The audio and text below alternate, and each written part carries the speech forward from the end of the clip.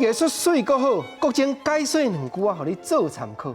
解说，解文说字，讲魔术说魔术。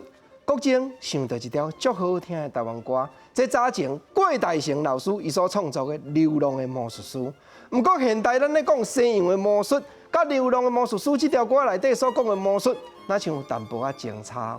国情今日扣出歌曲内底的口碑。和所有观众朋友，咱来参考一下。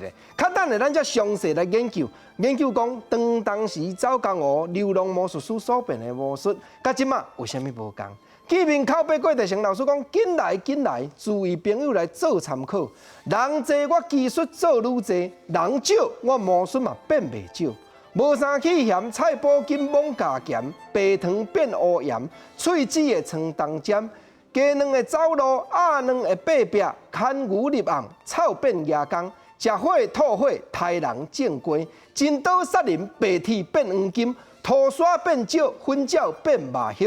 这部是力量戏珠，大刀变稳固，1、2、3、4，鸡公变鸭母。郭大成老师咧讲这个口碑，咱甲看讲，这事实西洋的魔术那亲像无啥相共呢，无毋对，只有国情所在。郭大成老师伊捌亲身甲我讲因兜本地咧开国术馆，毋过因老爸爱接家内的头路去学国术馆，伊偏偏去甲学北馆，尤其因兜迄当阵就住伫咧圆环边，世界全台湾上界牛南北二路伫咧行搭，技艺上界好，才会走江湖的人，拢为踮圆环边伫咧等技艺，望要趁淡薄仔所费咧。毋则讲流浪魔术师内底所讲，论证国情所在。这实在叫做弘扬术，真济吼，拢毋是西洋的魔术，拢是有道法伫内底。啊，当然你讲这是武术的范围，国情啊，你讲这敢有合？